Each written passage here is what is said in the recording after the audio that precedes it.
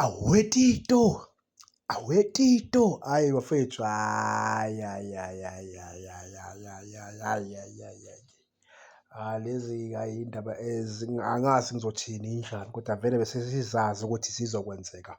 Sanibonani wey'ngane zakuthi ngibingelele kini nonke endla nasezansi.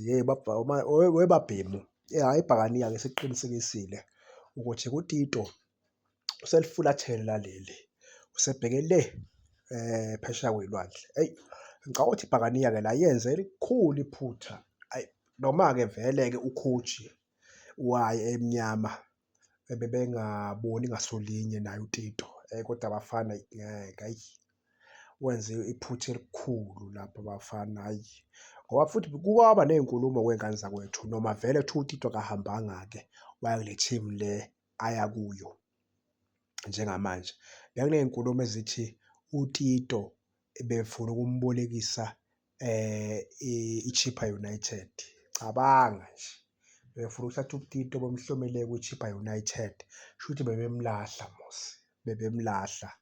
So, hhayi ukhoji webhakaniya lana, hhayi uma kuwukuthi nguye uthathe ley'nqumo, hhayi wenze iphutha nje elikhulu ngokucabanga kwami nangokubona kwami futhi.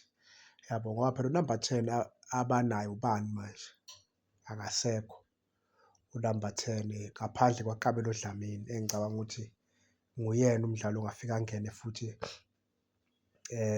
enze mhlampe le nto ibiyenziwa uTito noma phela uTito-ke kulamasizini engicabanga ukuthi le sizini endlule abengenayo noma nje azange adlale ngale ndlela le besimazi ngayo yabo. Kodwa hhayi ukuba khona kwakhe egrawundini eyi bekusithusa thina ey'mpofana yabo, ngoba besimazi ukuthi umjida mnandi, ukukhahleleni mnandi ekuphaseni yabo noma besiloli lapha nalapha mara hhayi umjida bayiphethe idiski anything can happen yabo.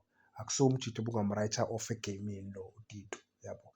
Noma-ke beba nawo amagemu lapha nalapha yabo, kodwa nje hhayi ibhakaniya yenze iphutha nje elikhulu iy'ngane zakwethu ngokudiliza lo mjida. Kodwa-ke hhayi asisoze samhlulela noma asoze samjaja ukhoji, nguyena owaziyo ne-management yebhakaniya iyona futhi eyaziyo ukuthi ikwenzeleni lokhu ekwenzile. Kodwa sithi-ke Tito, Nkunzi Yombhemu, asikufisela indlela enhle la uya khona.